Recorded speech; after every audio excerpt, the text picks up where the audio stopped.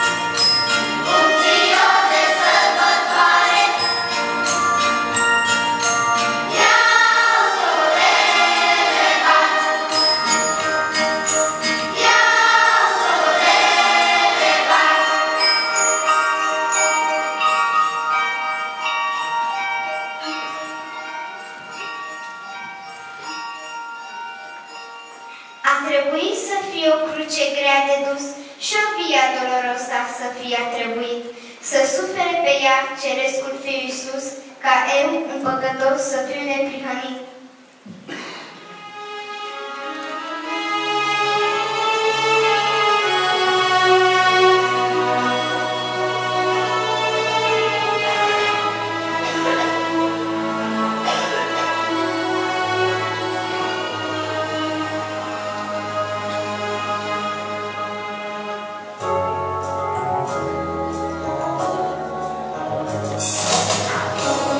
Mă duc la cel ce m-a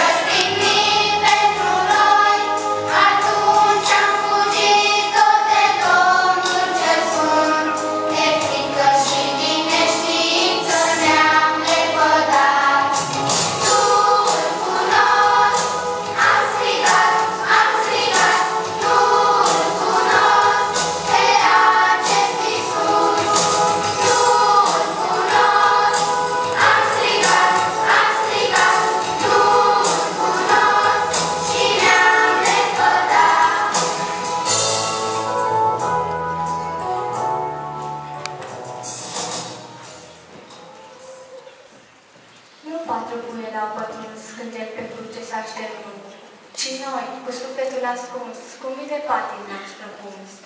Și eu, și tu, nu doar bătrânii cărturari, nu doar mai mari preoți, nu. Și noi am râs cu ochii murdari, și noi suntem tâlhăi tâlhari. Și eu, și tu. Și nu ostașilor prin sorți cămașa albă și-o dădu, ci tuturor, dar tu nu o poți. Și fără ea, noi suntem morți, și eu, și tu. Și acum Iisus cel condamnat, asta e treabă, da sau nu? Ești tu sau nu ești vinovat?